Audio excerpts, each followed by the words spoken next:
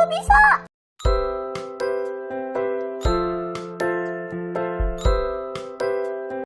Ya. Oh bisa.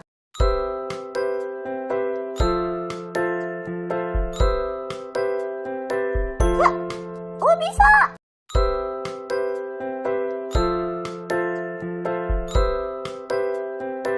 Ya. Oh bisa.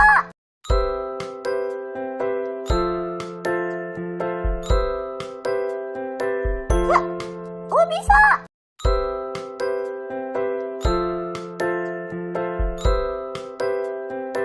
Ya. Oh bisa.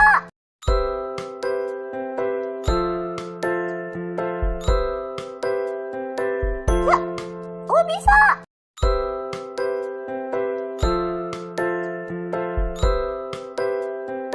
Ya. Oh bisa. Ya.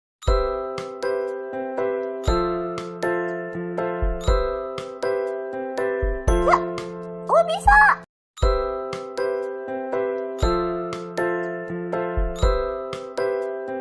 Ya. Oh bisa.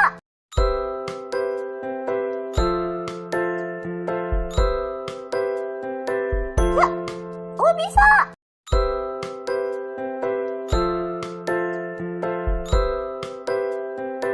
Ya.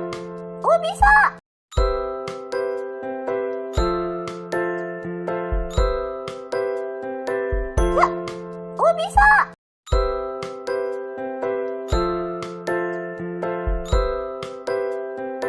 Ya. Oh bisa.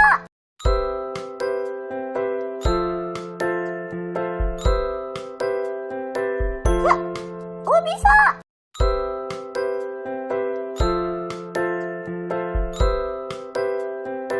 Ya. Oh bisa.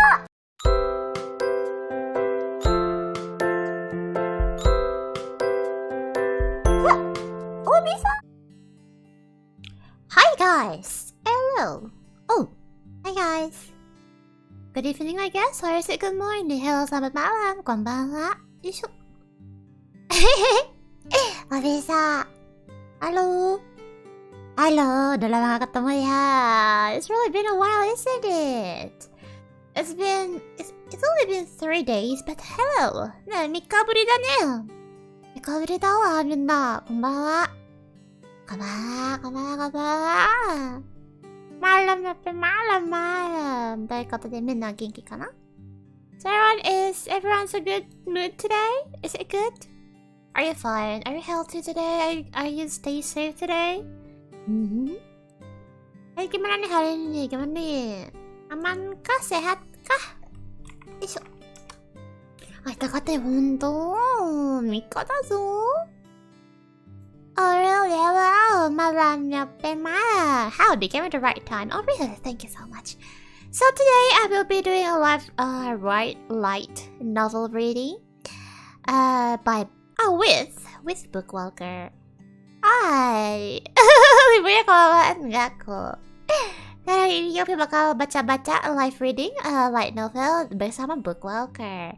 ということで今夜も Bookwalker と一緒にという同時これを朗読するということで、これね、タイトルはね、私は敵になりません。Or I refuse to be your enemy.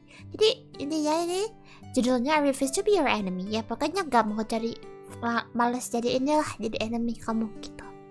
Oke, asik. And I said hello. So, so, if you're new to Bookwalker, so, 朗読会. So, if you're new to Bookwalker, juga kalian baru bikin akun baru di Bookwalker, kalian bisa pakai kodenya IOFI. Iya, pakai kode IOFI biar bisa 600 JPY off.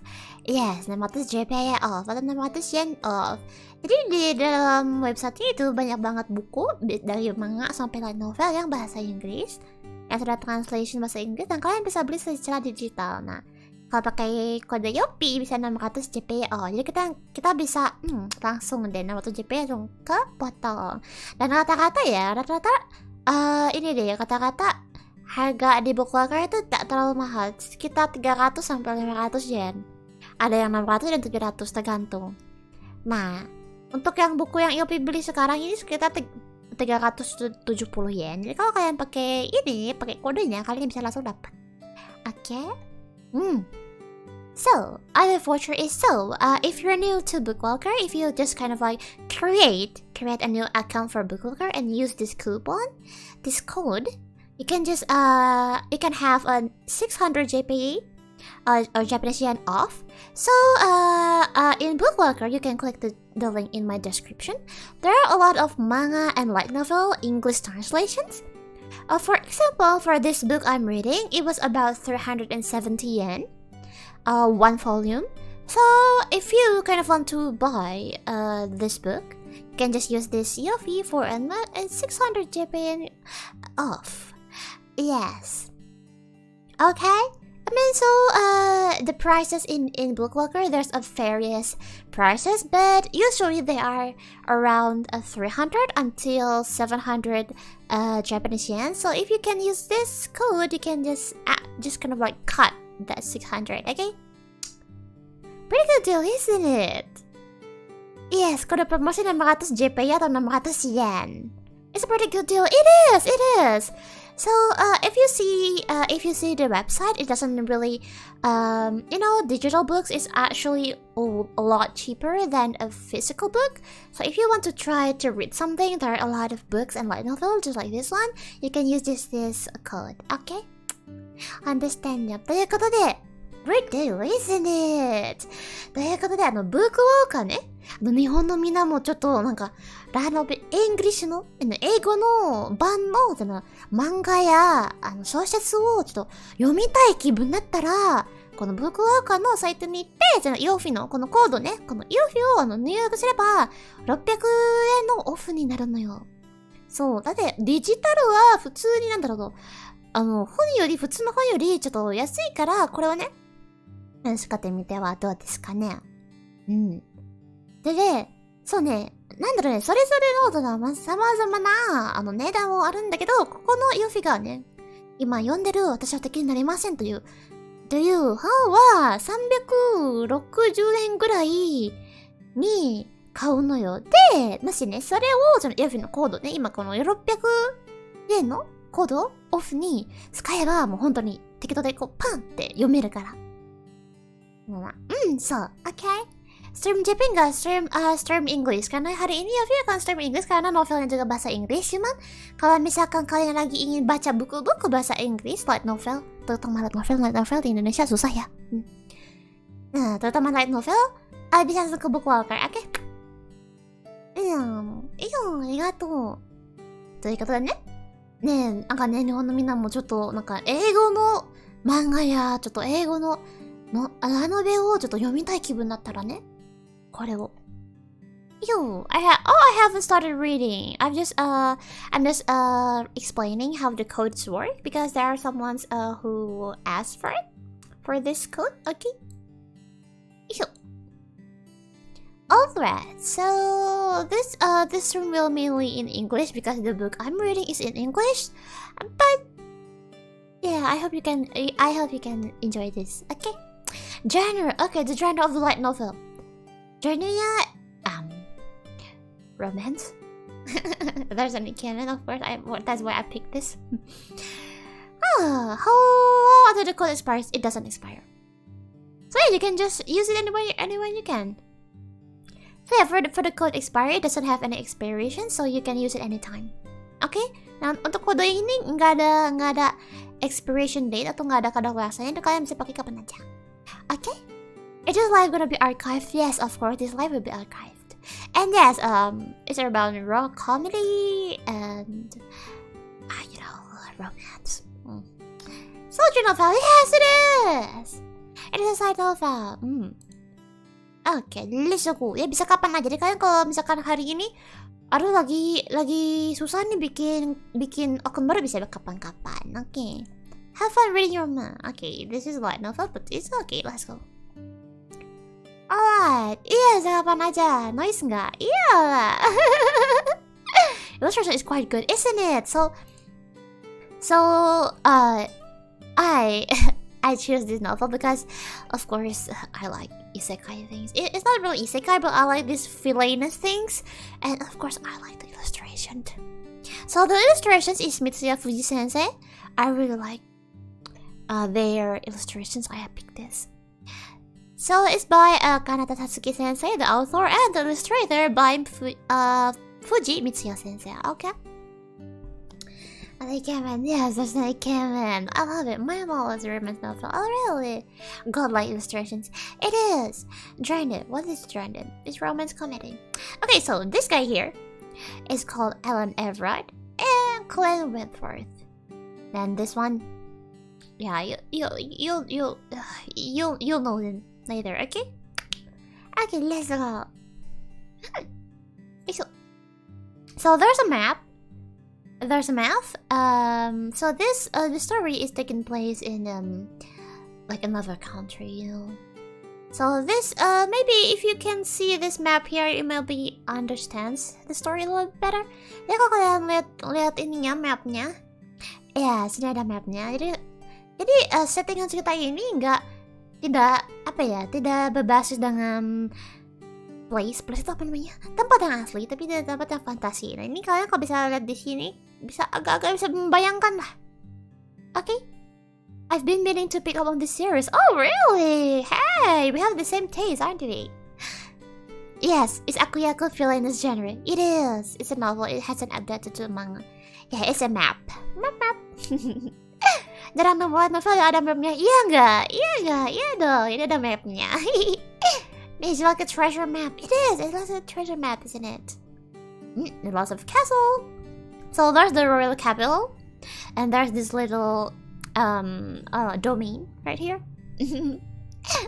Okay, isekai novel. Yes, it's not a real isekai, but let's see. So in this volume, we have a lot of we have 4 and 5 chapters. But today I will read until the 2nd chapter. Okay. So wait a minute. Should I just skip this around here? I just skip it around here. Okay. Jadi hari ini Afi akan baca sampai chapter 2. で、今夜は2話まで朗読しますので、それをよいしょ。It's better than the city map.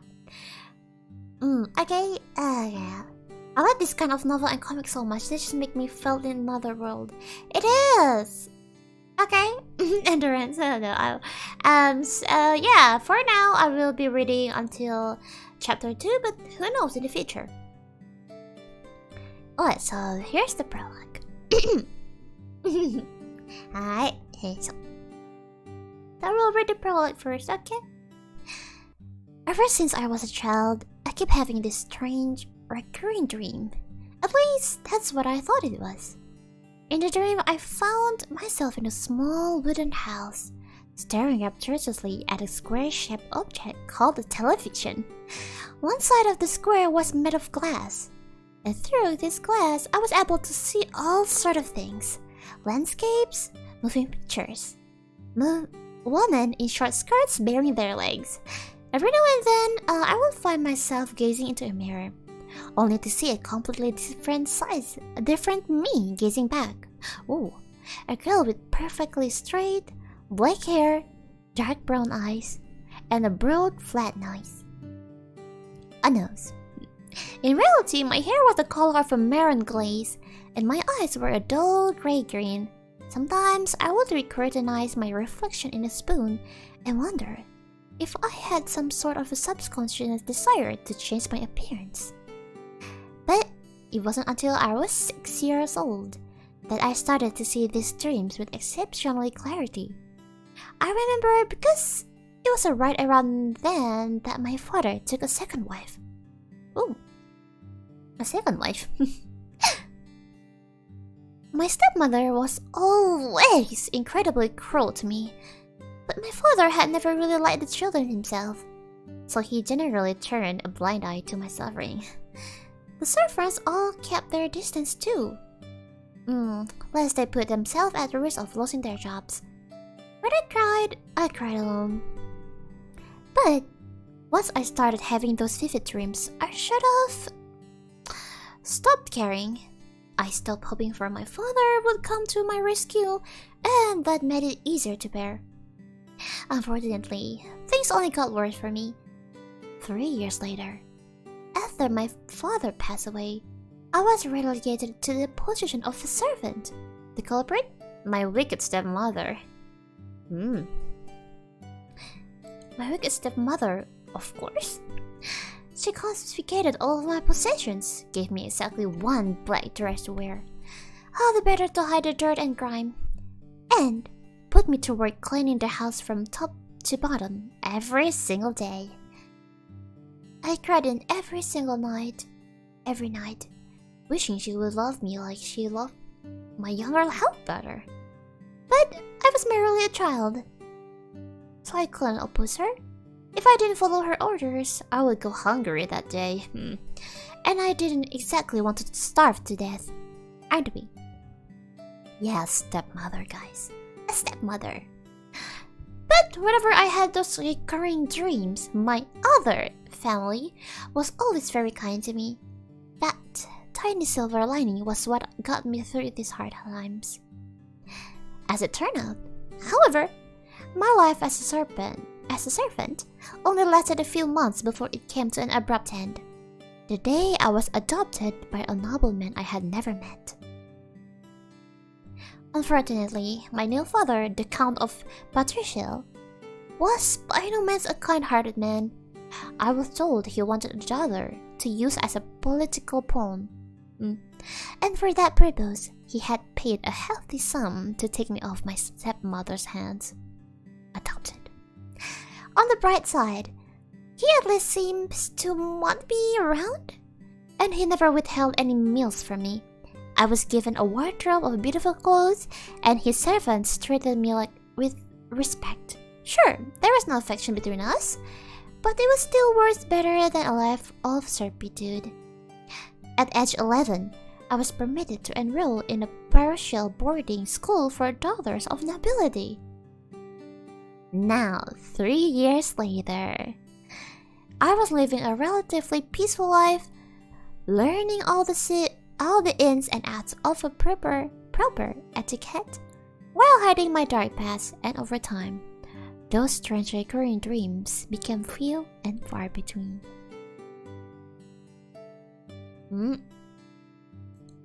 Oh, what a nice stepdad, isn't it? Hi! Hi guys! Yes, an arranged marriage. Jadi, heroin kita di sini. Tadi ini dari kecil itu udah gimana ya? Live sama stepmothernya sama ibu tirinya agak-agak jahat. Nah, suatu hari dia adopsi. Kena adopsi oleh seseorang yang noble itu apa ya? Bukan kerajaan, orang yang noble. Nah, gitu. I have miss you so much. Oh, really? Stepmother. Clearly, I was too optimistic. Sitting on the floor of my dorm room, sunlight gleaming off the white plaster walls, I curled into a ball and sighed. After reading the most recent letter from Lord Patriciel, I had barely managed to suppress a scream, and now I was in the throes of despair. Oh yeah, kebangsaan. Granted, this reaction was only natural. I think, seeing as my adoptive father had just ordered me to marry a man more than twice my age. Or still, the man in question was rumored to have 3 or 4 different lovers. I glimpsed him once back at the Patriciel estate. He had the face of a bullfrog? Mind you, I was not drop-dead knockout myself, but still, I was only 14! Surely a girl my age was allowed to have a fanciful dreams of a handsome husband, right? And then, yeah, he just ordered me to marry a man twice than my age. And he has the face of the bullfrog. And I was only 14. Thinking back, Lord Patriciel had mentioned that he intended to make me an attendant to the Queen. I had assumed I would be hired at the place immediately after graduation. But I was a fool. Supposedly, only married women were permitted to serve the queen. That way, in the evening, the king took one as a mistress. Any illegitimate children could be passed off as her husbands. And since national policy dictated that said children would not be considered rightful heirs to the throne, this was a convenient way to get rid of them. Personally, not only did I don't want to get married, but I really didn't want to have to sleep with some old royal guy. I wasn't interested in just to keep my job. But the count would never let me say no. Somebody get me out of here. On top of everything else, public opinion of the queen was less than favorable. Queen Marianne was originally the princess of Lewin, a kingdom that bordered our own. Lewin and Farzia had a hostile relationship dating way many years. But eventually, once both countries were completely exhausted of troops and resources, they agreed to wed their royal families as proof of the truce. Oh, but in recent years, Lewin had started to invade small countries to the east, and it was beginning to look like they were back to their usual tricks. Some were confident that Lewin would leave Farzia alone, seeing as their king's younger sister was our queen, but others weren't so sure.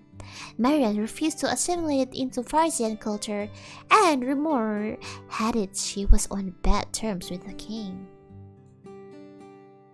So, if I became her attendant, and then war broke between Lewin and Farzia, I would end up on the queen's side, right? In which case, would everyone see me as an enemy of the state? After I've been through, I just want to live a normal life. I don't want to be one of the bad guys. Just then, all the memories of my recurring dreams flashed through my head at once, rising like a tide to the forefront of my mind. Oh, in my dreams, I was a 14-year-old girl with dark hair and dark eyes who lived in a country called Japan. My other self loved to play video games, specifically RPGs. But real-time combat was too fast-paced for me, so I preferred turn-based strategy games instead. That way I could take my time. But my all-time favorite was a game called Farzia, Kingdom at War, in which the protagonist, Alan, battled against the queen and her invading army to reclaim his stolen homeland and avenge the death of the prince. Yes, it's Japan. At one point during the game's storyline, the protagonist encountered a wicked spellcaster who sought to impede his progress, Kiara Gradius, an attendant to the queen with a chestnut-colored hair and pale green eyes.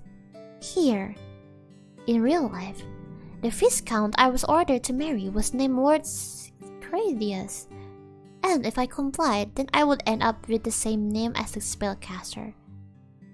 Wait, what? Does that mean I'm the same feeling? As you can see, I was kind of freaking out. So this is actually, so we have two worlds here, okay? We have a RPG's world and the real world. So our protagonist, oh wait, there's an UFO. Oh wow. So our MC, our main character is named Kiara Cradius. Okay, so our main character's name is Kiara Cradius. So it's kind of like I don't know how to put this. It got the same genre. Yes. Beautiful that. Yeah, what Kiara? Yeah, so our main character's name here is Kiara Cradius. No, she cannot jump between worlds, but she's kind of like have these visions of her oneself in Japan, it's like a vision. Okay, she cannot jump between worlds, but it's like a vision. Yeah, girl, the protagonist, isn't it? So delicious. Oh, yeah, it's like a dreams. Jadi kalau yang di sini itu Kiara kita, MC kita Kiara. Jadi kayak enggak halu. Kayak 20 iya kayak 20 it's a 2 POV. Okay. Jadi Kiara ini dia sebenarnya kayak sering dapat ramalan. Nah, ramalan dari salah satu sisi dia, alternative world-nya dia yang ada di Jepang. Nah, jadi kayak sisi apa ya, Kiara yang ada di Jepang ini, dia yang di Jepang ini, dia tuh apa ya, suka main game RPG. Dan ternyata dia lewat dreams itu, lewat mimpi itu dia nyadar, oh berarti aku tuh sekarang itu apa ya, jadi protagonis atau jadi antagonisnya ini nih. Apa sih? Jadi antagonis yang ada di game yang dia mainin. Nah, dia di awal di sini dia nggak tahu nih, dia tuh nggak tahu kalau dia tuh kayak hidup di dalam game yang Kiara yang Jepang itu lagi mainin gitu loh. It's a real alternative universe. From what website? It's Bookwalker. So it's kind of like a dual POV. She always I don't know. It's kind of like having these visions. Having these visions. Okay. Yeah, it's a kind of partial reincarnation. So it's not an isekai. Yeah, sadly it's not isekai, but she's kind of like knows. So she's trying to avoid her fate to be the antagonist. Yeah, the two-side story. It is. Yes, I feel it's otome novel. It is. Iya, bolak-balik nantinya kita. Isekai, it's not really an isekai. Yeah, not an isekai, but it's kind of like it's still a villainess who's trying to change her fate to be not the villainess. Oh yes, it's like a SAO, but not actually being transferred to the world. Yes, it is. Kayak gini deh, misalkan kayak SAO, kayak SAO. Ada gini deh. Mikirnya kayak ada dua dunia, satu dunia game, satu dunia asli. Nah, kita sekarang lagi ada di dunia game. Tapi orang di dalam dunia game itu dia awalnya nggak nyadar dia tuh ada di dalam game. Nah, lewat si dreamsnya dia, ininya, visionnya dia kayak nyadar, oh aku tuh kayak lagi ada di dalam game yang real life-nya itu lagi dimainin. Jadi gimana sih caranya aku tuh biar nggak jadi sama kayak game yang dia mainin, jadi antagonis gitu loh. Okay. Yeah, it's a reverse. Yeah, it's a reverse SAO, okay? Okay, okay, yeah, just like it. Your word conception. It is similar yet different. Okay. It's like that. So we're in the game world tonight. Now. Okay, we're in the game world tonight. Now. Oh no, my brain. Okay, so Chapter 1. I'm getting out of here. Somehow got a general idea. Yes. Okay, let's continue. No. This can't be happening. I can be a feeling. No, it's just a dream. That's all it is, right? A dry laugh escaped my lips. Nobody wants to be a feeling. Feeling doesn't get happy endings. And who doesn't love a good happy ending? Somebody please explain to me why I'm living inside a video game? This world doesn't have luxuries like video games. Surely I just have an overactive imagination, right? Just then, it just occurred to me, in Farsian culture, vivid dreams, those you could remember long after they passed, were believed to be prophetic in nature. The predominant religious text within Farsia and our neighboring countries was the scripture of Jeremiah. As with most other religions, its preaching focused predominantly on living a good, honest life, unlike other religions. However, it hailed dreams as gifts from God, and as such, people treat them much like horoscopes. In Japan, if you went up somewhere and said, "Last night I had this really vivid dream that my crush asked me out. Clearly he has feelings for me too," then everyone would think you were delusional.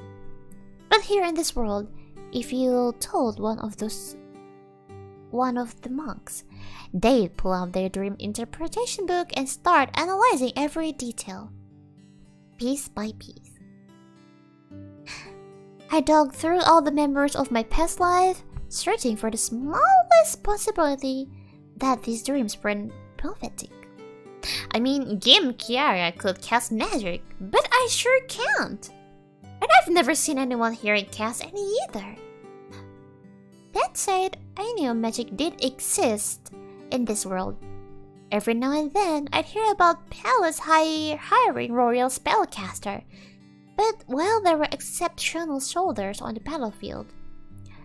Oh, they were also extremely rare. Even Lewin hadn't employed any spellcaster in their recent battles. The path to becoming a spellcaster was a closely guarded secret. Supposedly, the gift of magic passed from a veteran spellcaster to their disciples. But rumor had it that this involved a forming contract with a demon. Wait, so if future event plays out exactly like they did in the game, does that mean I'm going to have to do that too? But I don't want to sign a contract with a demon! I'd already had a miserable childhood, and now a miserable marriage was on the way. But on top of everything else, I was bound to be inflicted with some kind of demonic curse too. Can the girl catch a break? I tried to look any more evidence on the contrary, but the queen's name was a perfect match, and the protagonist's surname, Everard, matched that one of the Margraves, and the enemy country was called Lewin. I couldn't deny it any longer.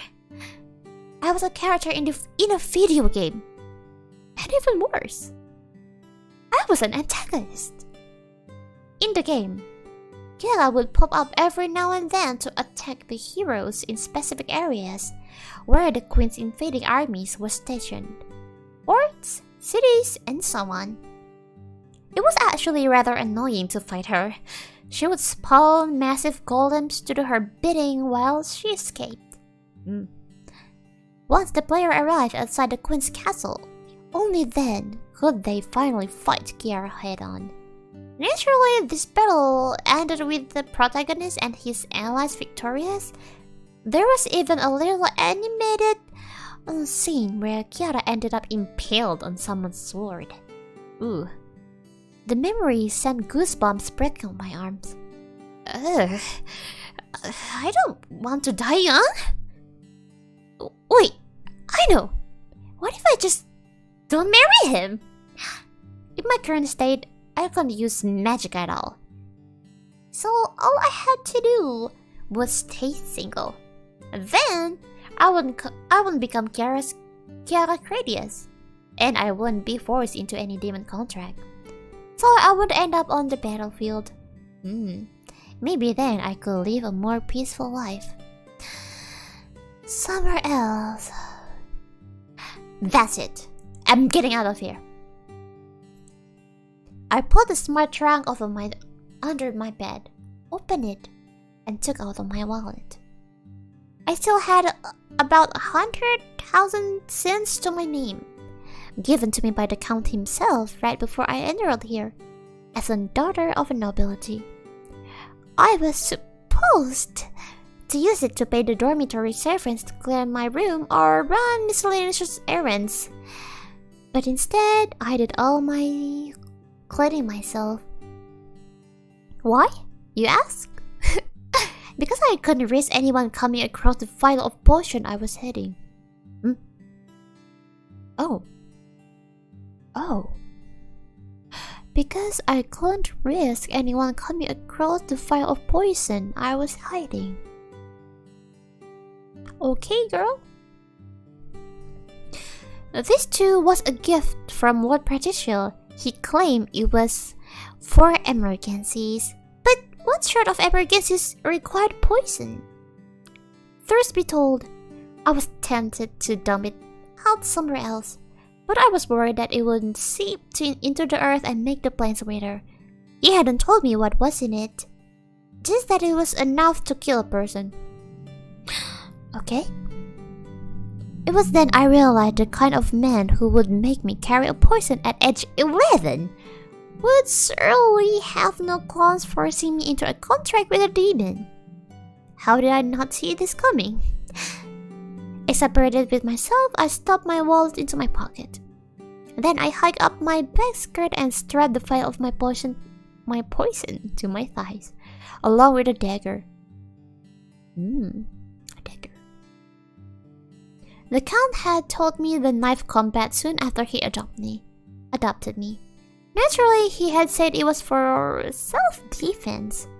But first, he teaches me how to use a dagger. Then he gives me more poison? Who does he think I am? An assassin? Going forward, I was going to have to live by my wits alone. The world was a dangerous place. And if I wanted to maximize my chances of survival, I would need to carry a weapon. In that sense, perhaps the Count has actually done me a favor. Alright, I'm outpacked. Carrying only whatever I could fit in my trunk, I walked out of the dormitory, taking care of her to walk as calmly as possible. After all, I couldn't exactly pretend I was going to grab something I left in the classroom, while I was carrying a suitcase full of clothes. I didn't have anyone I could turn to either. While I did have some casual friends here, they were all aristocrats through and through. And if I told them I was planning to disobey my father, strike out on my own, they either give me weird look, or in the worst case scenario, tattle on me to the court, and for my own good, neither of these things would help me. As I walk across the campus, I plan to route carefully, avoiding any areas where other people were likely to be present. Then, at last, I reach the farthest edge of the school grounds. I conceal myself between the hedge and stone border wall, then heave a sigh of relief. I come here hoping the hole I found as a younger student would still be here. And sure enough, it was. This was my way out. The boarding school was located on the hill, and the closest town was just a short walk away. Once I arrived, I couldn't change out of my school uniform. And then, no one would be able to tell me apart from the ordinary townspeople. From there, I would need to look for some form of transportation of this territory. Ideally, I would have liked to smuggle myself into some other countries, but on top of starting my life over in an unfamiliar area, the idea of having to learn an entirely new culture was rather intimidating. Fortunately, Farzia was a pretty big country. As long as I kept to a smaller, more obscure village, surely they'd never find me. After all, there had seemed a pretty rich girl couldn't have it in a rural Blackwater town. Yes, the countryside. That's where I'll go. But not rural. Somewhere that has at least one wealthy merchant living there. That way, I might be able to find work. And so I slipped through the hole in the wall and out to the forest of tall trees that surrounded the school. Now I had a rough idea of my next steps. I wasn't going to wait for sunset, but before I could take my first steps, I heard a whinny of a horse in the direction of the school gates.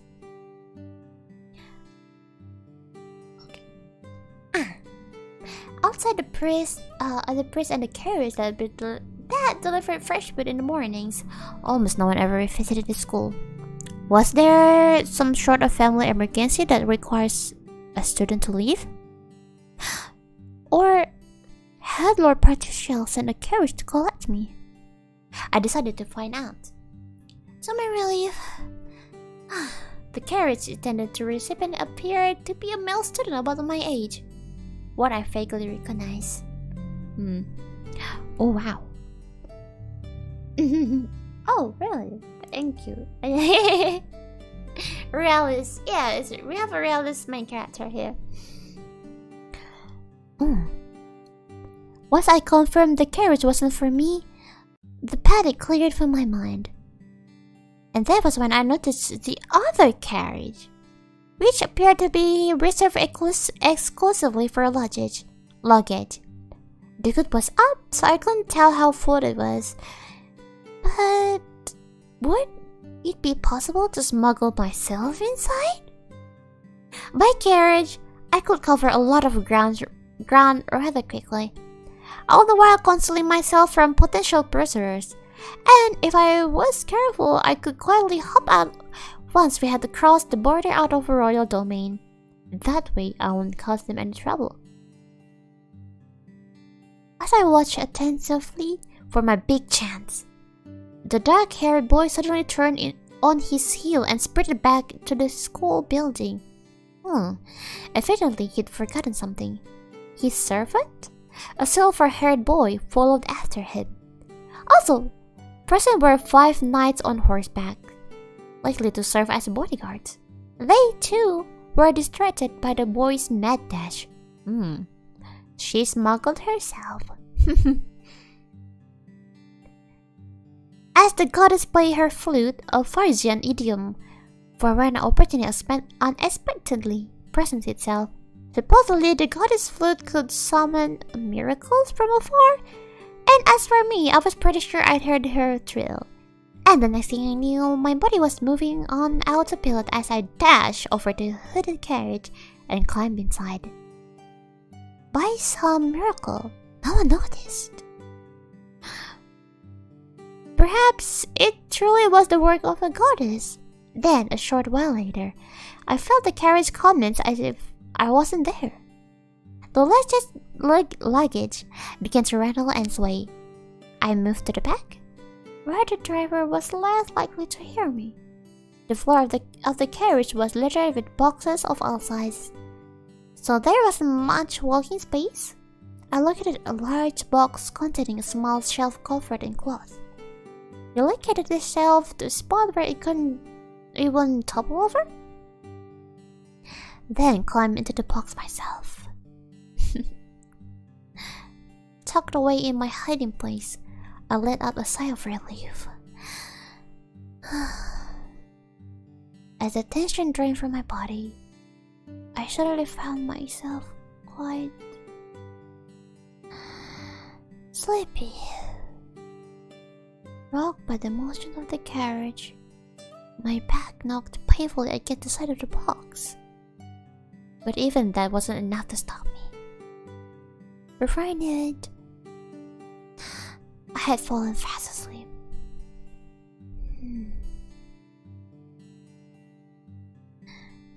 5 hours later, a variety company arrived at a small town. The inn they booked was small and cozy, a brick building that was originally someone's home prior to being remodeled. Alan's side room was so small that he could only walk 2 steps with his hands outstretched before he touched the far wall. Dinner was sophisticated: processed meat, vegetable soup, and a small loaf of hard bread. But he and other knights had been trained for battlefield conditions from an early age, and as such, he was used to frugal meals and less than extravagant sleeping quarters. After all, a Margrave duty was to defend a national border, and as son of Margrave Efraid, the duty extended to him too. After dinner, Alan took a stroll outside the inn with his equally young associate. They hadn't seen each other in a while. And there was a lot to talk about. Accompanied by a single guard, they walked along, chatting merrily. But if an outsider had been around to overhear them, they would have overheard something quite peculiar. Truth be told, it feels suffocating to be shoved around in a carriage. I quite agree. I much prefer riding a horse, even if it means my legs are worse off. Sad to say, but a carriage is only our problem. It's only our option. You could share a horse with Wentworth, you know. Ridiculous. I'm not sharing a horse with another man. In case you've forgotten, I'm 15. What other choice is there if we are short on horses? Alan's game at the blue-eyed company smirked at him. Judging from their unreserved banter, one would understand them to be equals. They carried on this fashion for some time, but right as they passed the carriage horse where the carriages were parked in the night, Alan's associate stopped short. What's the matter, Reggie? Shh. Listen closely. The other boy, Reggie, closed his eyes. Alan, too, fell silent and pricked up his ears. Then, finally, he heard the sound of Reggie was referring to. Sausage, cream, no, I'm stuffed.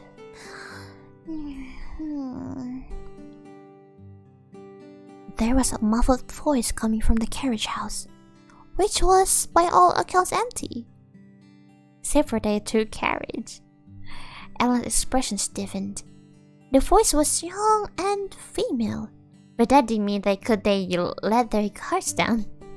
After all, if this person had managed to board the Mangrove's carriage undetected, then it could be an assassin for all he knew.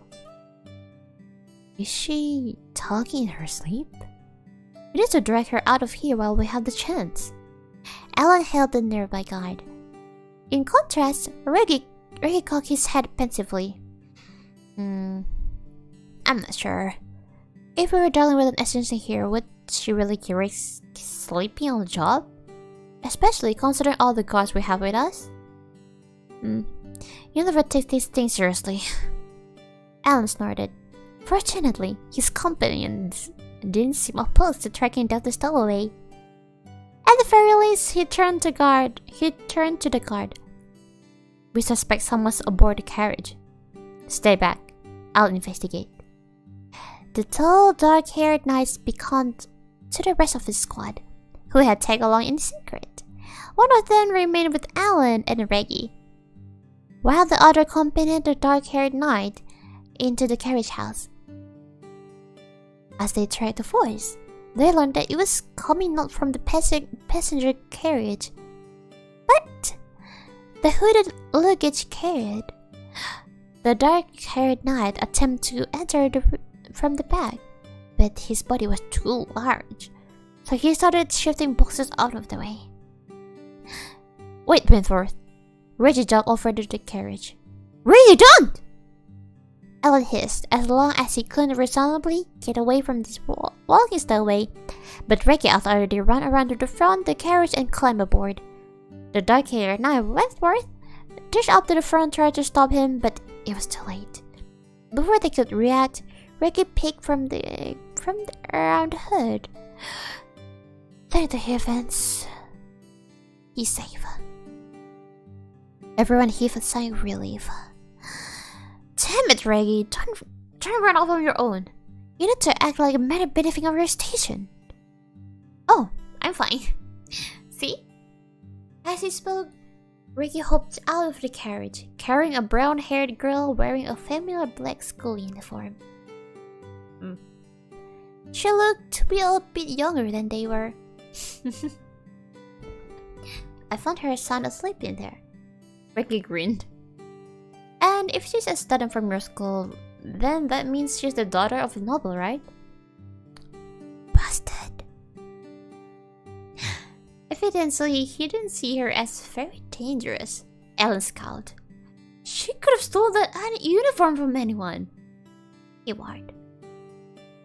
That says she certainly doesn't look like a commoner. More importantly, how were you able to leave her without rousing her? I don't know. Maybe she's just a really sound sleeper. It didn't add up. Surely even the heaviest sleeper would snap awake if someone grabbed them. Oh, let me take her, my lord, said Wentworth. I need to examine her. At his prompting, Reggie handed over the girl, and together they all headed back to the inn. Once they arrived back at the Allen's room, Wentworth laid her down to the bed. Still, she did not stir. Under the bright light, she was starting to look more and more like an ordinary heiress. Her light brown hair was healthy and glossy, and though it was a little messy at the moment, it was clear she brushed it every day. Her skin was pale from minimal exposure to the sun, and her fingers showed no telltale traces of dishpan hand. Furthermore, when they removed her boots, it became clear now they weren't borrowed, but rather tailor-made to fit her feet. Now, even when Ward was starting to believe that she was merely an innocent stowaway. Furthermore, when they removed her boots, if she turns out to be highborn, I need you to apologize on my behalf, my lord, he said to Alan as he started to rummage through her pockets. From there, he produced a soft cotton handkerchief and a wallet. Its contents were fairly sizable, casting further doubt upon the possibility of she was a commoner. Lastly, from the inner pocket of her coat, he retrieved a piece of white stationery. A letter? With this, I can confirm that she's a student from your school. Take a look. Wentworth offered a letter to Alan, who took it together with Reggie. He peered down to the brief message penned therein. The sender, Lord Patriciel. Evidently, she was his daughter. But this letter was more of a directive, with the sort of commanding language one would address a servant. Apparently, a marriage had been arranged for her, and she was to drop out of school immediately. Further, he would be sending a carriage to pick her up and bring her home in the time of the ceremony. And to the Viscount of Credias, of all people. She has my condolences. Not only the man old enough to be her father, but he was an infamous laker who was rumored to keep a harem. Ooh, we got a harem, people. The harem of women in his manner. Clearly, this girl, Kiara, or according to the letterhead, had escaped from the school in protest of this arranged marriage. Meanwhile, Alan was baffled. One would think all of this patting and digging would have started her awake, and yet she slept right through it. Just then, Reggie sniffed the air. Aha! I found it out. Alan's sleeping drawers has been brushed into the stationery. What? Alan nearly dropped the letter in surprise, but Reggie snatched it deftly between his index and middle finger. Damn. I imagined the plan was for her to breathe in the fumes while she read it, allowing the draught to kick in almost instantly. Most of it has evaporated by now, but back when she first took it out of the envelope, I bet she inhaled quite a lot. Ricky stared down at the sleeping Kiara, his expression stony. It's obvious the Count was intending to take her home by force. That's a hell way of betraying his own daughter, don't you think? Was he really that desperate to enact his political marriage? Even the usual stoic Wentworth was frowning with concern. Clearly, he anticipated that she'd try to escape, so instead he decided to knock her unconscious, and by the time she woke, the deed will already be done. Reggie submerged. Oh, regardless, I think it's safe to say she's no assassin. blissfully, unaware of the situation I had landed myself in. I continued to sleep and sleep and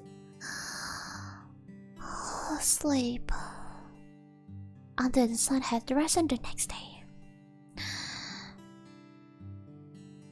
As I stood, I could tell that I had been out for quite some time.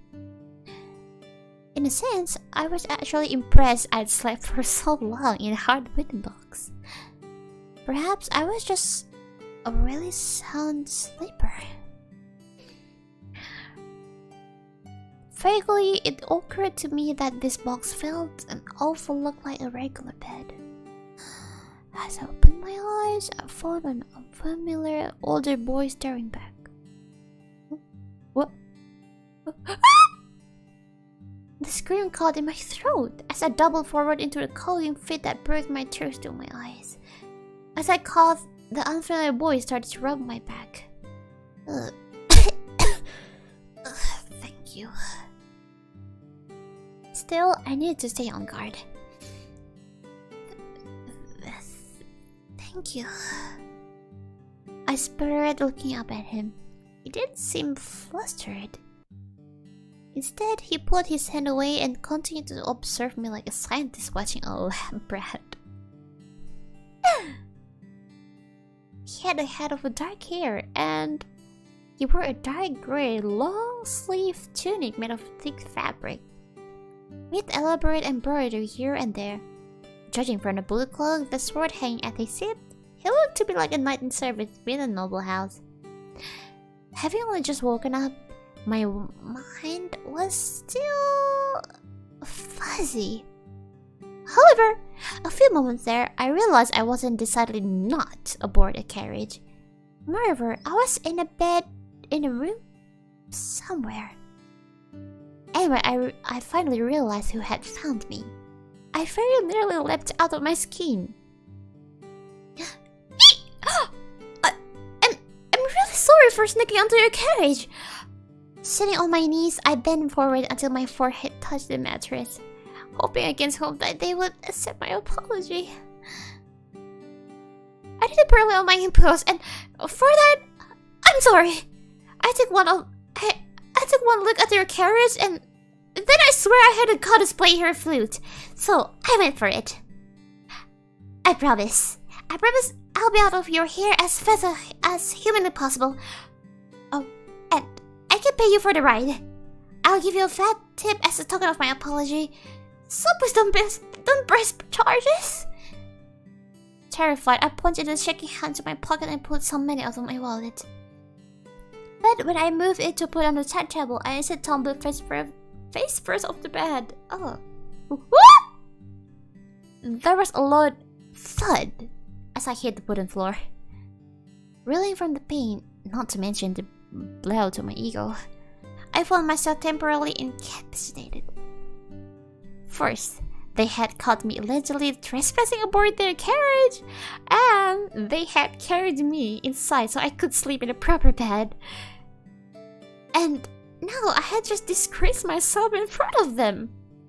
There was a curious side hole nearby. I wanted to crawl into it and never came out. It's embarrassing. The guy didn't even crack a smile either. Awkward. But as I was trying to decide how to remedy this situation, someone started laughing. That's the first time I've ever seen a girl tumble out of a bed. I had assumed the dark-haired deadpan guy was the only person in the room. But evidently I was mistaken. I looked up to find the door was open and two young guys were standing there. The dark-haired one was wearing the boy's version of my black boarding school uniform, which meant it was assuredly the owner of the carriage I'd boarded. He gave me a blank stare at the other boy next to him, cracked hysterically. The giggler, meanwhile, had long, glossy silver hair tied back in a ponytail, with shorter strands that fell over his ears. Likewise, His skin were nearly as pale as his hairs, and his eyes, currently swimming in tears of laughter, were bright blue in color. As for his clothes, he wore a navy blue coat over a white-collared tunic, a tendous garb by my estimations. After all, those knee-length coats came with a large pocket designed to hold letters and other delivery items. But something about his attire struck me as almost holy in a way. Possibly because he was just that handsome. Oh my. On reflex, I found myself wanting to ask, "Are you an angel?" But fortunately, I had the sense to bite my tongue. After all, he was a guy. I wasn't sure he would appreciate that sort of comparison. Still, I couldn't take my eyes off of him. It felt like I had seen him somewhere before. A bit later, the dark-haired boy, whom I also vaguely recognized, jabbed the silver-haired boy in the arm. "That's enough, Reggie." "Sorry, Alan, it just tickled me, that's all." "Anyway, are you alright, miss? Can you stand?"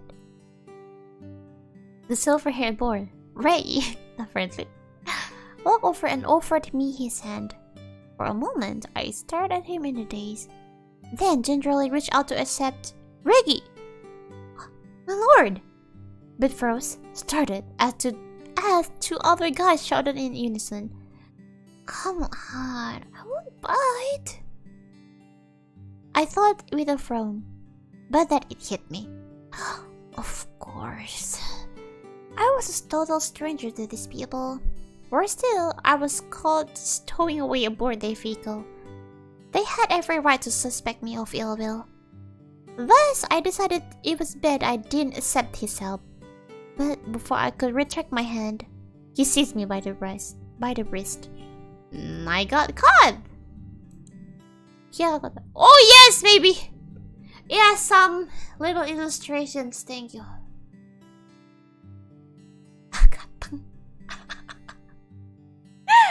Ikemen. Ikemen ya. Kasih kantong. Oh no, they're cute! Oh no, they're cute! Oh no, he's cute!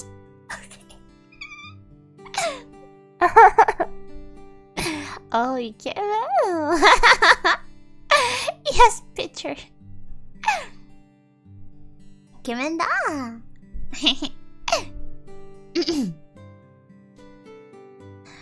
There's nothing to fear with you. I believe this is a residual effect to the sleeping draught. What are you? Ah! Sure enough, right as he pulled me to my feet, my knees buckled, and I slumped back to the floor. I blinked in surprise. Had all of that sleep weakened me so terribly? Meanwhile, Reggie still held me by the wrist. Though he did seem to interest in giving it a second try. Instead, he turned back to the other two. Oh, Reggie. Ini Reggie namanya. Okay. See? Clearly this is another effect of sedative, intended to keep her from escaping. There's no way that a lucid person would tumble face off the bed like that. Wait, what? Keep me from escaping? I was embarrassed to learn that he'd witnessed my less than graceful swan dive to the floor. But more importantly, something else had caught my attention. Who was I supposed to be escaping? Exactly. And what sedative was he talking about? When did I even guess such a thing? Suddenly I found myself paranoid. Did this man do this to me? Just then, Alan finally broke his long silence. "Last night we found you asleep on our carriage," he explained.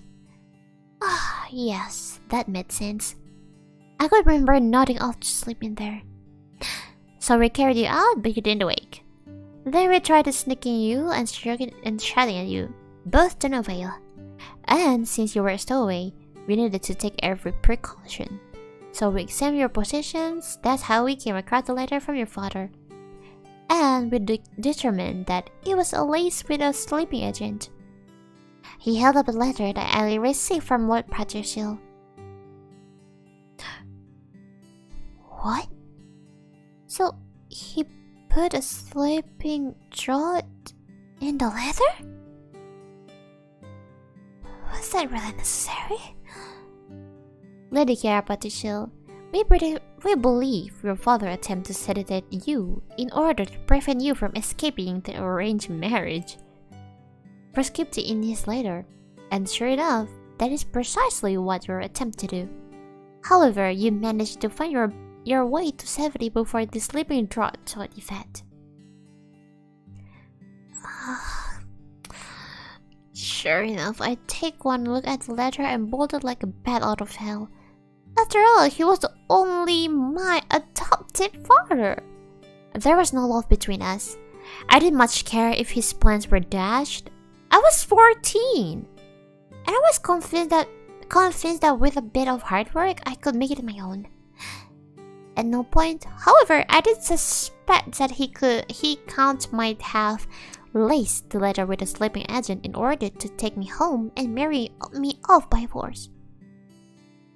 I suppose even he must have realized that no one in their right mind would happily agree to marry an awful lecher like Lord Courteous. God, I'm so glad I got out of here. The second this thought crossed my mind, a wave of mingled relief and exhaustion washed over me, and my upper body slumped forward. You alright? Reggie asked gently, still holding my hand.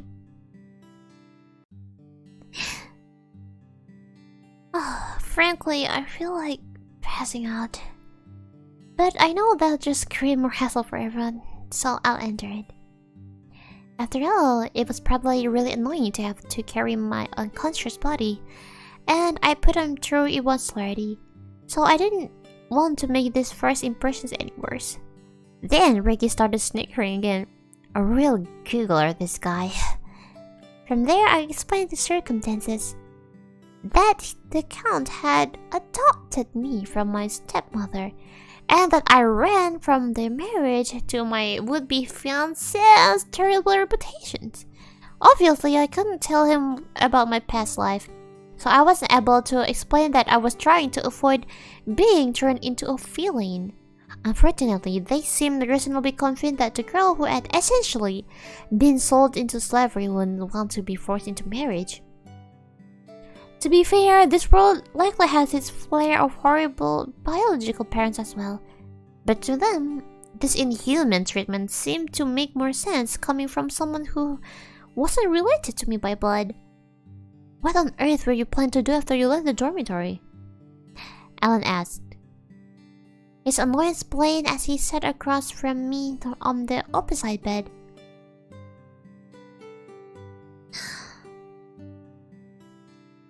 Oh. Wait a minute, there's a clown in here.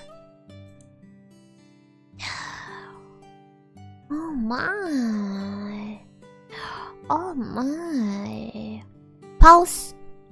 We're gonna pause this. Bentar ya, di-pause bentar. So peaceful. Oh really? Hai Shafi yang gak ganteng, kamu mau ngebadut di sini silahkan keluar. Terima kasih. Oh wow. Namanya Shafi ganteng, tapi kalau kon gak ganteng gimana kamu?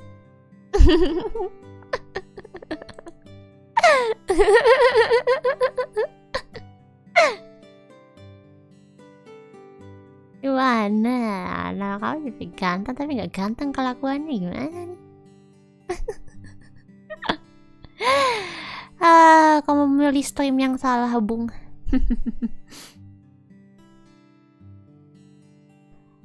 Out of the way. Mana nih? Malu nggak? Malu lah, masa enggak? Out. Ngatakan aku juga ya koyop. Iyalah. The most peaceful bunk. It is. Pulang dong ya. Ada dari awal sih. Okay, back. Okay, play again. Woohoo. Hydration check. Oh yeah. Wait, I want to sneeze.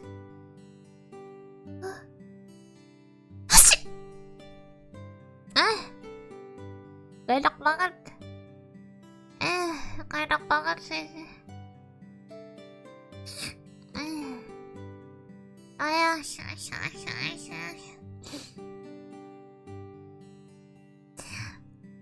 thank you. It's always been spicy already.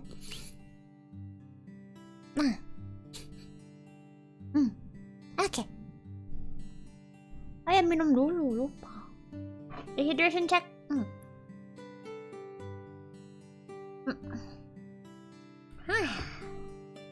Thank you.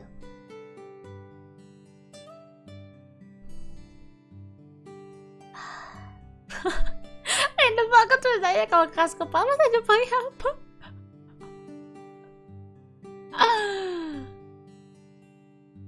Gangko? Don't forget to kelok-kelok ya. Kayak ditahan ya emang gak enak. Tadi mau kayak mau ditahan tapi gak ketahan. Oh god, I'm so sorry for my sneeze. Yeah, at first I didn't want to sneeze. I was holding my nose, but it went out.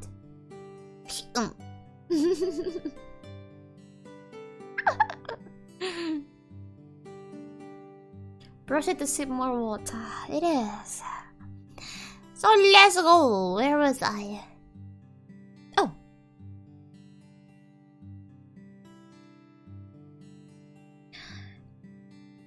Oh. Ellen, what on earth were you planning to do after you left the dormitory? Ellen asked, his annoyance blamed as he sat across from me on the opposite bed. The hair is not healthy to hold in sneeze, really. Look at it. Okay. Alan was 15, 1 year my senior, which explained how we never met. At school, classes were grouped mostly by age and by the gender. The only exception was theology class, which boys and girls attended together. Without some invested research on my part, I would never have the opportunity to meet him. Well, I figured I have enough money for a carriage fare, so I thought I'd travel to a distant corner of some other territory and make my living doing, I don't know, needlework or something. And then some kidnapper would have come along and snatched you right off the road. Wentworth muttered under his breath. His expression is impressive. Supposedly he was Alan's night guard.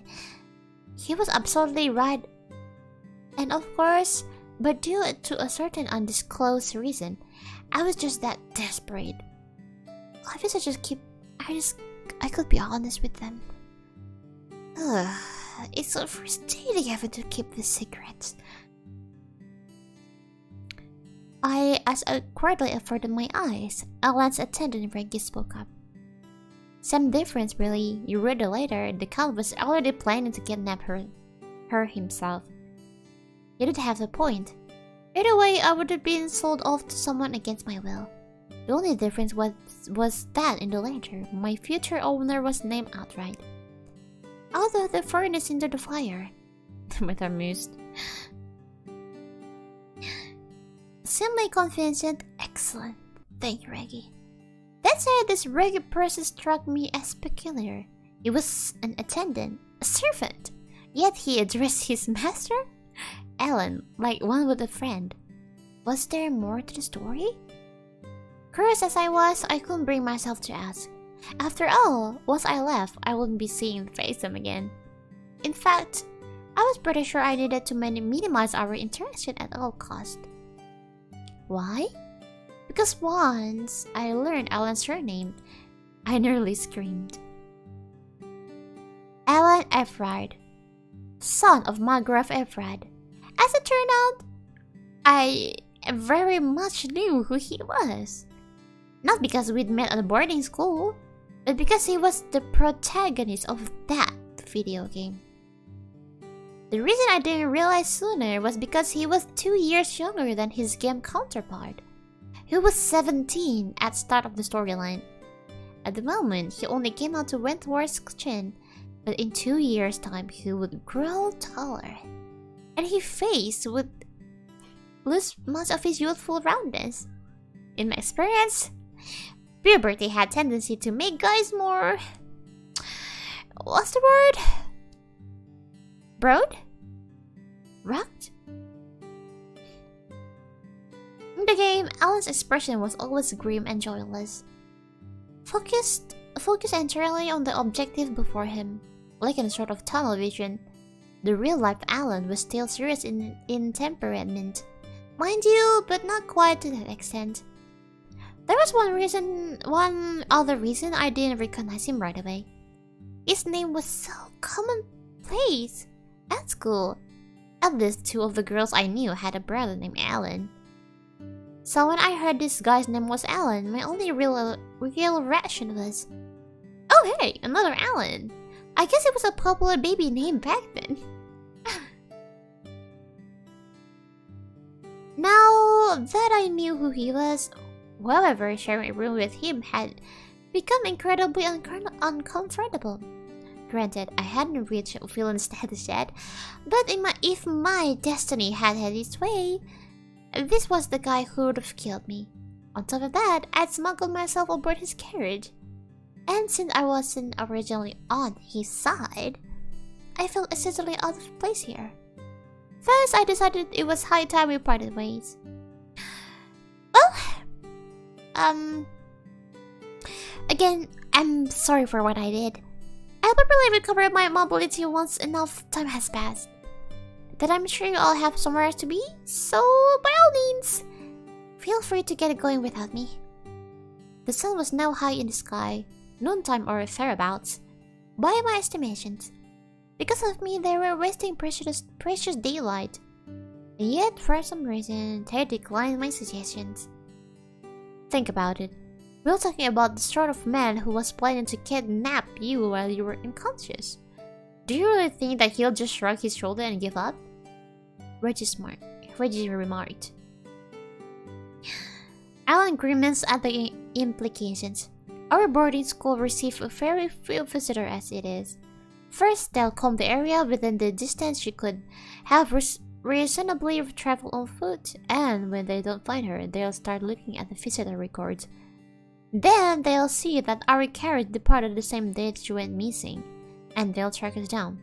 Plus, they'll have a full knowledge of the sedative effects. If they know she should still be incapacitated, and they haven't found her collapsed on the side of the road, they'll start searching in the inns, one by one. Long story short, they're going to find you here. He was completely right. It was in order to haul away my unconscious body while the drug was still in effect, the Count would have needed to send a carriage straight away. But it was entirely possible they already knew that I was missing and had started a full-scale search. In that case, I wouldn't take long for them to arrive. And in the meantime, my legs were still jelly. As I was trying to figure out my next move, Alan sighed in exasperations and looked at Reggie. If it's all the same to you, I'd rather we didn't put ourselves at risk by harboring this fugitive. What's the harm? Come on now. You're a better man than that. The Alan I know would never leave a helpless lamb to be torn apart by the wolves. Surely this was intended as a compliment. And yet, Alan scowled. Oh, I'm the softy here? This was all your idea. You're the real bleeding heart. Is that so? Ricky asked nonchalantly. I'd have to disagree. After all, it's your family who will be harboring her. Taking his stress off of the streets put us all at risk, Reggie. Someone could get hurt. Sensitive information could get leaked. We shouldn't do this. I get that, but are you going to be able to sleep at night knowing we abandoned her to her fate? Because I don't think I could. Alan started to say something, but instead turned to me. Oh, naturally, I had put 2 and 2 together by this point. Apparently, Alan was someone to help me somehow, startled me to distant town. Perhaps? I gazed at him hopefully for a moment, and he seemed to intuit what I was feeling. Don't get excited. You might not like what I'm about to offer you. Or perhaps I will... Or perhaps I will. I won't know until you say it. Out with it then? You think she'd be a little bit more devastated, considering she just found out about her father drugged her? She must be an optimistic type. Reggie murmured, impressed. Sorry, but I don't have any time to throw myself a pity party. That can wait after I've escaped, I thought to myself. Meanwhile, Alan let out another long sigh. Theoretically, we could help you escape. You could work at my estate if you so desired. After all, if we left you in some random town, you'd inevitably turn into a life of crime in order to survive. And that's the best case scenarios. So to keep that off my conscience, I'd rather we took you with us. Work for him? If so, that would mean I'd officially join his side. And that would make it much less likely I'd ended up villain. Sounds great. I'm in. I responded eagerly and without hesitation. I'm not finished. Alan cautioned me, holding up a hand. If we employ you, we'll have to keep your family affiliations a secret. Lest we let ourselves in hot water with Lord Patricia. And we're not on the best terms with him as it is. The Count has long-standing ties with Lewin. Since he used to own land here, hence he sided with them in Varzia, Kingdom at War. And since the Evraj territory served as the border between Varzia and Lewin, they were the first line of defense. But that wasn't all that put him at odds with House of Hefride. He had simply never liked them to begin with. In order to keep you hidden, we might ask you to work as a commoner. And even if you change your mind afterward, you wouldn't be allowed to leave the territory without permissions. We can't risk anyone leaking intel. Break the rules, and you'll go straight to the dungeon. So, still willing to accept? If he thought that any of that would change my mind, he was thoroughly mistaken. After all, if I stayed on Everard land, the chances of me turning evil drastically decreased. Besides, this man had treated me very kindly in spite of my selfish actions. So I was sure his family was full of good, honest people. After all, their son's a video game protagonist. Plus, working at the Mangrove estate was sure to pay better than a common needle work. I couldn't possibly have asked for a better opportunity. I beamed back at them. I don't object in the slightest. By all means, let me work for the House of Everett. If you need me for sake for my nobility to masquerade as a commoner, then consider it done. Should I change my first name too? Whatever you need, I'll do it. He blinked at me in disbelief. Wentworth stared, equally dumbfounded, and as for Reggie, he was clutching his sides, shoulders shaking like he was trying to hold back another bout of hysterical laughter. Alan looked over at him, very puzzled. Is Reggie not usually this much of a giggler or something? And so it was decided I would accompany their group back to the Everett Estates, where I would be hired to work for them. We set off at once, heading up the Northeast Lake Road. When we left, my legs were still out of commissions, So Wentworth was kind enough to carry me like a bride to the carriage laggard. Ooh. So Wentworth was kind enough to carry me like a bride to the luggage carriage. It wasn't as embarrassing as my part 4 earlier than this morning. But it was still fairly awkward. Especially with Alan, Reggie, and all the nice watching. It was then, however, that I realized why I couldn't walk. Because I couldn't feel my legs. They were so numb. I could feel his arm tugged around my knees as he carried me. And when I closed my eyes, it feels like I was levitating.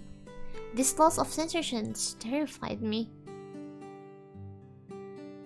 As for the reason I ended up in the luggage carriage, they had actually offered me to let me sit with Alan and the others. As I turned them down, I thought if they were really going to threaten me like a commuter, then I could very well ride the same carriage as the young heir to the house. Who is this Reggie guy anyway? I dug through my memories of the game Farzia, trying to recall if there was a game Reggie at any point. He seemed familiar, but I couldn't quite place him. I couldn't remember anything except major battles and plot points. Still, considering he was on such good terms with the protagonist, I was convinced he had to have his own character counterpart. Maybe he was left out of the storyline because he's not a soldier. That made sense. While the game had brief dialogue exchange and occasional animated cutscenes, combat gameplay was the main focus. And the feelings steadily returned to my legs. I swayed them to the fro. The knights had rearranged the interior so I could sit on the empty side box. They even let me borrow a cushion. At first, it felt like every jolt of the carriage was going to send me careening to the floor again. But as my legs slowly recovered, so did my sense of balance. An hour later, they were fully functional once more. Man, am I ever glad I got out of this. Over there. Once they told me about the sedative, I instantly knew that I made the right choice. If I hadn't bottled when I did, I would have gone out of the floor. And then someone from the House of Patricia would have come along and collected me. And then... I don't even want to imagine what would have happened next. Oh wow. Sure, I would land a crushy job at the Royal Palace, but in exchange, I'd have to keep it even a disgusting old man. Maybe that explains it. Perhaps Game Kira served as a queen so faithfully because she didn't want to go back to her husband's estate. If so, I couldn't blame her. After what she went through, I'd be traumatized too. Oh. Hi. Hi guys, pause. So I'm gonna pause this a little bit. So we're on the page 30. RBI, yes, RBI. So we have a little bit more to this second. Ooh, there's a lot of fun. Ooh. We still have a lot of chapter on. Ooh. Ooh. Who is this? Ooh. Take a breather and drink. Oh. There's a lot. Yeah, actually, I was on a rest for 3 days because of my, what's it called again? My throat and my stomach was acting a little bit more. So supposedly I wasn't recommended to take a long streams, but... So we're just gonna read after this, okay? And it. Yeah, this later. I have been waiting for 1.5 hours. Yes, it is. That's long, isn't it? So we're just gonna read until page 34. Yes. So we're gonna read until page 34. Alright. 아까요, 뺐었게요. 이놈 다 뺐당 선배. page 34. Help. Thank you. Ayo Kabel. Ada sumber udah lumayan. Yes. Oh, better it's really great for you. Oh, Daniel sama Emchan. Read fast. I cannot do that. Oh, just a little bit more. Let's go.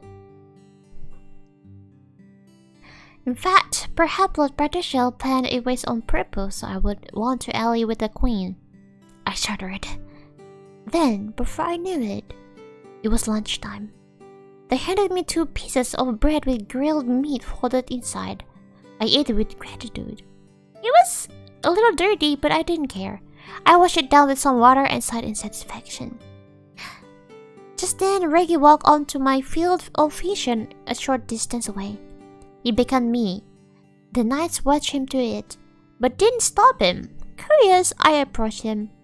Next, he led me into a grove of trees called... Oh, what? Wait a minute, there's an UFO. Oh, wow. Oh, wow.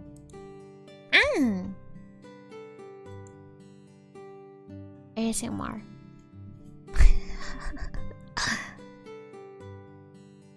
Okay, ASMR, isn't it?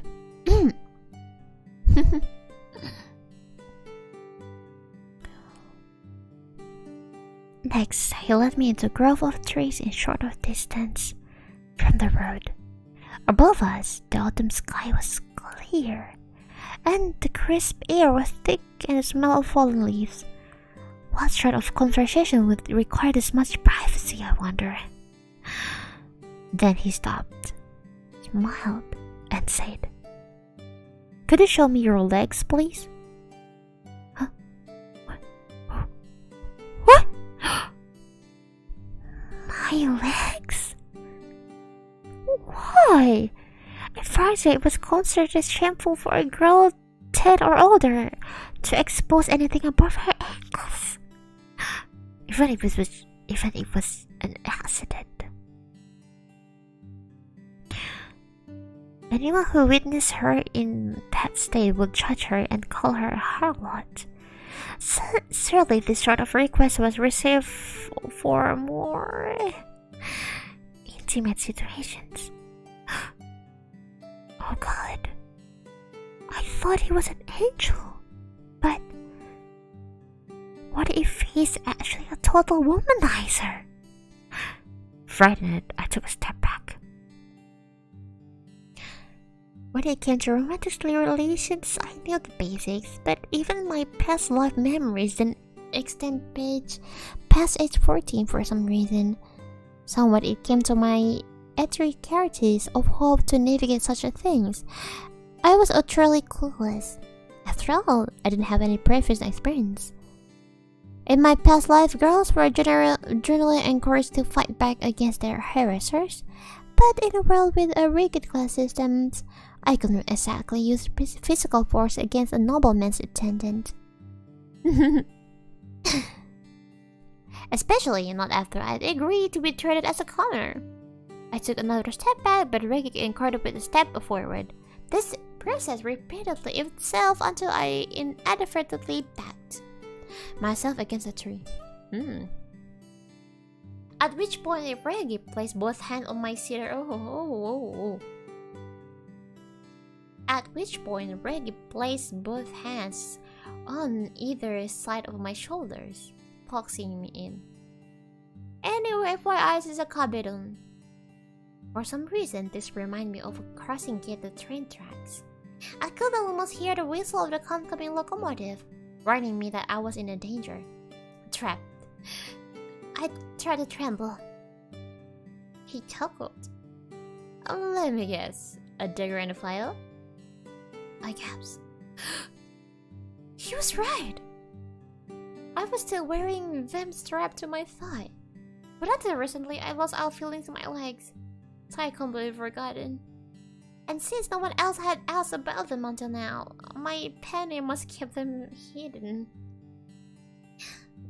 But Ricky had realized I was armed, and now he was demanding I remove them. If Friendworth had the others find out, this is gonna get very complicated for you. It seems he was willing to keep quiet about it so long as I did, he asked. In which case, his request to see my legs was probably more of a request for me to come clean. This realization made my face flush pink with shame, as I had very nearly leapt to the most accurate false conclusion imaginable.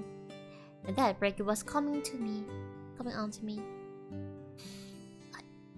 I give it to you later. I promise. I squeaked in a tiny voice. Going forward, I would need to convince Reggie that I mean them no ill will. So I was willing to cooperate, but taking them all right this moment would prove challenging. Steamy situation, oh boy. The boy's got some skills, isn't it? Oh yes. You need to give them to me now, okay? Startled, I looked up at him. He smiled straight back. I want you to remove it where I can see you. Oh shit, what's this? Oh my. Oh my. Come on. That way I can check for any other concealed weapons where I'm at it. You wouldn't want me to rip them off you by force, right? He was right. Plus, we'd only just met yesterday, so even if I promised him I wouldn't use them, he probably wouldn't trust me. Still, I couldn't just hike up my skirt while someone else was watching? I don't have a thing for humiliation, buddy!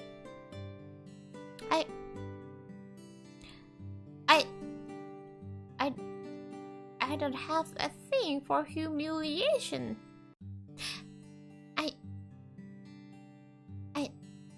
Yeah, me too. I don't have a thing for humiliation in general as well. Yeah, I don't have it. At the same time, however, I got the sense that I was in no position to decline, so I decided to look at it from the past life point of view. After all, I was wearing bloomers down to my calves, and the weapon were belted over the bloomers. To compare it to the clothes in Japan, I was basically wearing sweatpants underneath. Surely that was more acceptable than bearskins. Are you sure about that, Yofi? I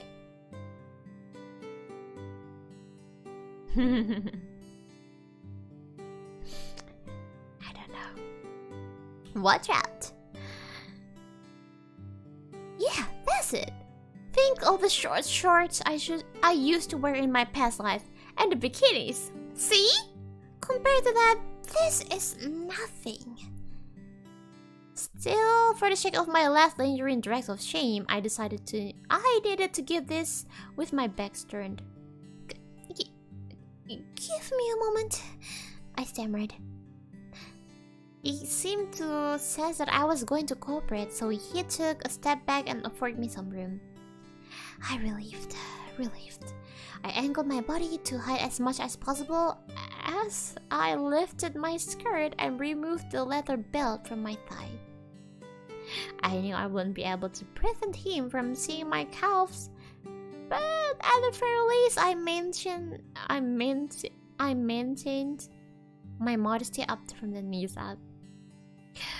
Then I hastily fixed my skirt, turned back, and handed him the belt, weapons, and all. Fortunately, he accepted it without asking me to show more.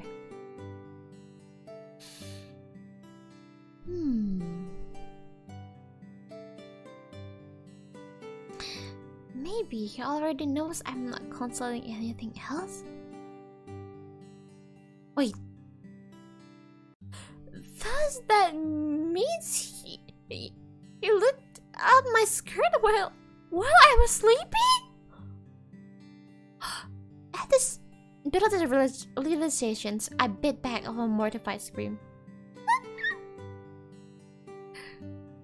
Why were you reading this anyway? I understand you probably wanted a way to protect yourself when you're on the run. But how did a daughter of the nobility acquire such a thing in the first place? Well, Lord Patricio trained me in knife combat for some reason, I answered honestly. And when I realized in boarding school, he gave me this vial of poison to take with me. Interesting. Once I got to school, I wanted to throw it out, but I didn't know where. So I just held onto it. But since I was planning to go it alone, I figured I should bring it with me for self-defense. Yeah, it's not exactly safe to travel these roads on your own. If it were me, I probably would have done the same. Alright then. Please, you've got to believe me. I would never try to use these weapons against you or Lord Allen. I gazed at him, my hands belt-threaded into fist. Alright then. Alright then was not the same thing as I trust you. And I was scared that I'd put them on guard. They wanted to dump me on the side of the road. I could understand that well enough, but what if they throw me in the dungeon the second we arrived at the estate? And what if they never let me out for the rest of my life? The whole point of this daring escape was to avoid a tragic death. If you haven't complied to my request, then I imagine we would have to start considering our other options. But when faced with a choice between your dignity and my trust, you choose the latter. Isn't it right, Kiara? He smiled at me, and it was then I finally understood. The purpose behind this outrageous request was to see if I would be willing to follow his orders, and evidently I had passed the test. Phew!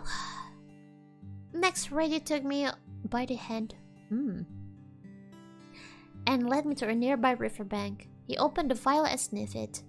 While he determined that it was safe for plants, he dumped the contents of the food of the closest tree.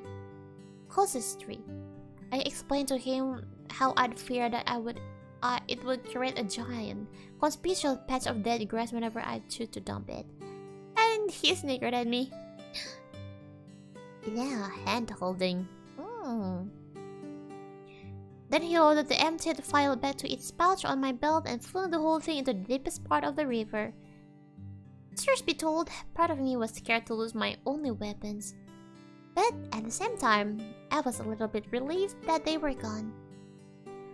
With my past life memories now fresh in my mind, daggers and the light just seemed so unsafe. Ricky glanced back at me and blinked. You look pretty happy considering I just permanently disarmed you. Perhaps it's strange, but it feels as though I'm finally free. At this, Reggie reached out and inexplicably stroked my hair. Ooh! Stroked my hair? Oh!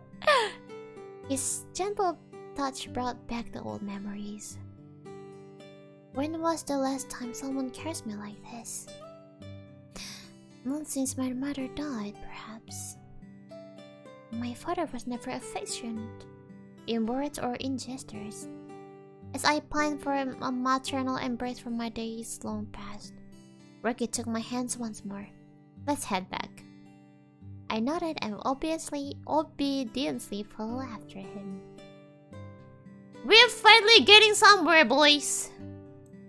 We're finally getting somewhere,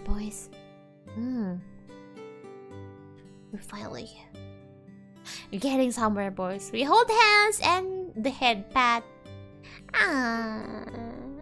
The head pat. Come on. That's cute, I like it. Float the fenceman gentle boy, the words. The words, boy, the words! It's gentle head pats and gentle hand holding, but no hand holding until marriage. Good moment. It is, isn't it? So guys, thank you for today. Only sadly I only can read it until here. But we're gonna continue later, okay? Yeah, sadly I'm not on my best pace yet, so yeah, I for a few days on I couldn't really stream for long hours, but yeah. Thank you. Different address. No. Yofi sedang tidak dianjurkan stream lama-lama. Iya, jadi besok kita akan lanjutin yang IO prompts. Jadi besok kita setiap hari Senin ada IO prompts lagi, dan besok temanya masih sama kayak yang kemarin yang ketek. Nah, jadi kan kalian belum selesai tuh. Nah, kita bakal ini selesain yang itu, oke? Oke. So tomorrow, we were just gonna continue with our IO prompts. Because the last piece wasn't finished yet, so I'm thinking about continuing that one, the armpits one. But thank you. Yes. Thank you. で、明日はまだやっぱりイオプロンプスということでね。テーマは、前と同じくまだ脇なんだけど、なんで、そう、前はとまだ未完成なんで、それの続きをやれたと思って。Oke.